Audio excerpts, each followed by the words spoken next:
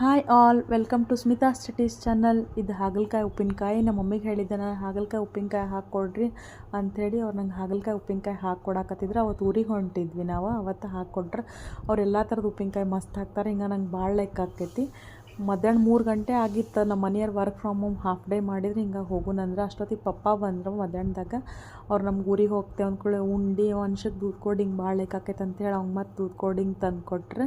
ಹಂಗಾರೆ ಅವ್ನು ಇಲ್ಲೇ ಕುಡಿದು ಬಿಡೋದು ಕಾರ್ನಾಗ ಮತ್ತು ಕರೆಕ್ಟ್ ಆಗಂಗಿಲ್ಲ ಅಂಥೇಳಿ ಅವ್ನು ಕುಡಿ ಅಂದ್ವಿ. ಅವ್ನು ಕುಡಿತಾನೆ. ನಾವು ಮತ್ತು ಕುಂತ್ವಿ, ವೆಯ್ಟ್ ಮಾಡಿದ್ವಿ.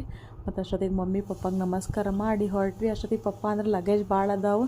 ನಮ್ಮ ಕಾರ್ ಮೇನ್ ರೋಡಿಗೆ ನಿಂತಿರ್ತೇವೆ. ಹಿಂಗಾಗಂದ್ರೆ ನಾನು ನಿಮ್ಮ 2 ವೀಲರ್ದಾಗ ಎಷ್ಟಕ್ಕೆ ಅಷ್ಟು ಲಗೇಜ್ ಕೊಟ್ಟರೆ ಬಿಟ್ಟು ಬರ್ತೇನೆ ಅಂತಂದ್ರೆ ಅವರೆಲ್ಲ ಲಗೇಜ್ ತೊಗೊಂಡ್ರಿ. ಇಲ್ಲಿ ಮನುಷ್ಯನು ನಮಸ್ಕಾರ ಮಾಡ್ದೆ ಅವ್ರ ಅಜ್ಜಿಗೆ. ಹೊಂಟ್ವಿ. ನಮ್ಮ ಮಮ್ಮಿಗೆ ಭಾಳ ಬೇಜಾರು ಆಕೈತಿ. ಇಬ್ಬರೇ ಇರ್ತಾರಲ್ಲ ಮನ್ಯಾಗ. ನಾವು ಬಂದ್ರೆ ಅಂತಾರೆ ಮನೆ ತುಂಬ್ದಂಗೆ ಆಗಿರ್ತೈತಿ. ನೀವು